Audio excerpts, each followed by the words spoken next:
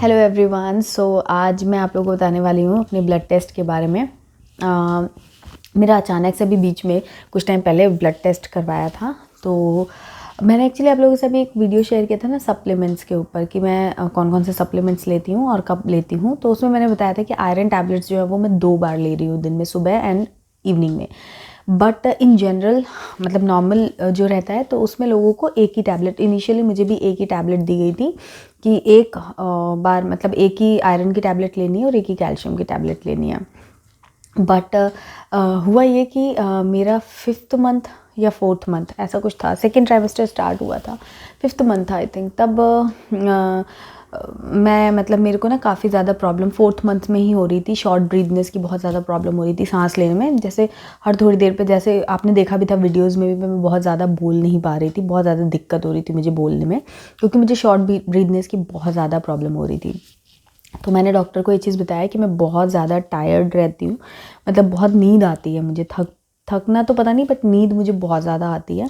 और ये शॉर्ट ब्रीथनेस की प्रॉब्लम बहुत है कि अगर खाना भी खा रही हूँ तो खाने में भी बार बार खड़े होना पड़ रहा था, इतनी ज़्यादा मुझे शॉर्ट ब्रीथनेस हो रही थी।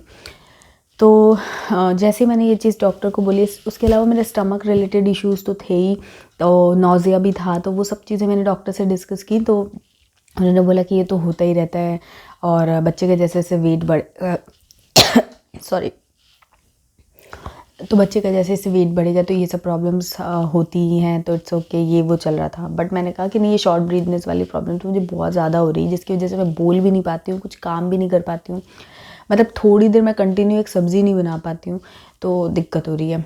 तब फिर उन्होंने मुझे इंस्टेंटली ही बोल, जैसे उन्होंने शॉर्ट ब्रीथनेस का इशू सुना तो फिर उन्होंने मुझे तुरंत एक ब्लड टेस्ट रेकमेंड किया, हीमोग्लोबिन का। तुरंत ही, मतलब वो 10 मिनट 15 मिनट में ही मेरा वो हीमोग्लोबिन टेस्ट हो गया।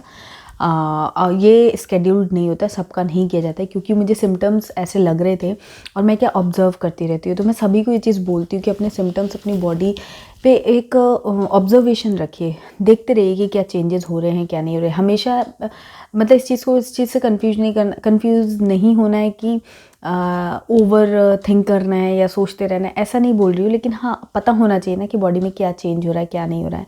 और मैंने जैसे ही बताया, उन्होंने तुरंत मेरा हीमोग्लोबिन टेस्ट किया और तुरंत रिपोर्ट भी आ गई। आधे घंटे में सब पता चल गया कि प्रॉब्लम क्या है। तो प्रॉब्लम यही थी कि मेरा हीमोग्लोबिन काफ़ी डाउन हो गया था उस टाइम पर। तो डॉक्टर ने कहा, क्या कर रही हो, ये हीमोग्लोबिन तुम्हारा इतना डाउन हो गया है। तो क्योंकि मेरा फर्स्ट ट्राइमेस्टर काफ़ी ज़्यादा, जबकि मैंने प्रेगनेंसी जब मेरी मतलब जब कंसीव हुआ था उसके 1 महीने पहले ही मैंने अपना ब्लड टेस्ट कराया था, जो मैंने अपनी स्टोरी में आप लोगों को बताया भी था कि प्रेगनेंसी प्लान करना था, इसलिए मैंने पहले ही सारे टेस्ट कराए थे। तब मेरा हीमोग्लोबिन बहुत अच्छा आया था, बहुत अच्छा आया था।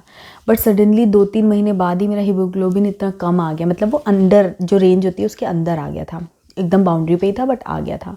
तो डॉक्टर ने कहा ये तो कम है, और फिर एक काम करो, तुम अपनी टैबलेट्स जो है आयरन की वो 2 टाइम कर दो, और डाइट पे तो कंट्रोल करना ही है, अपना डाइट जो है उसको तो मैनेज करना ही है।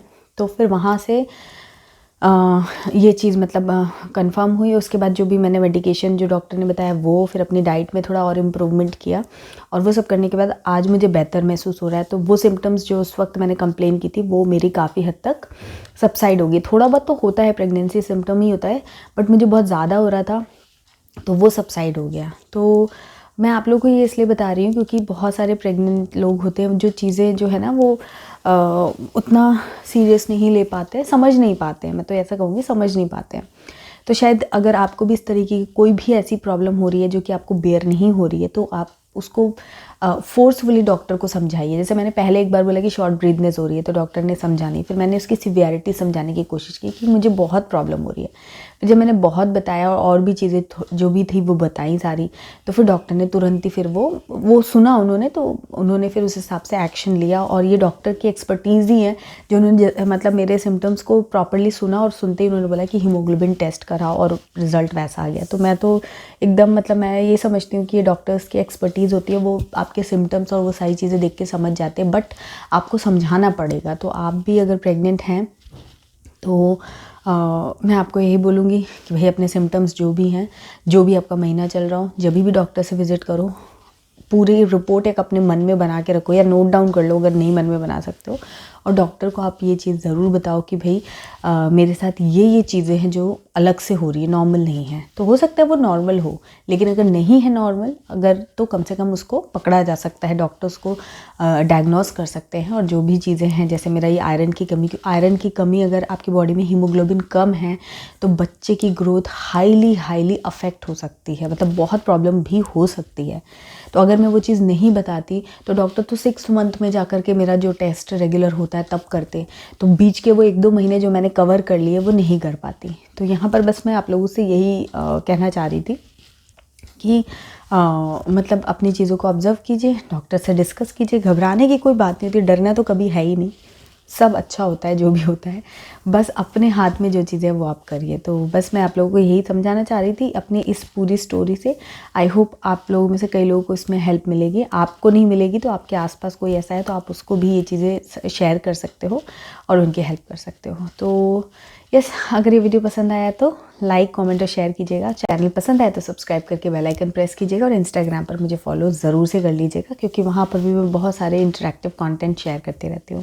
तो चलिए मिलती हूँ आपसे एक नई वीडियो में, तब तक के लिए बाय एंड टेक केयर।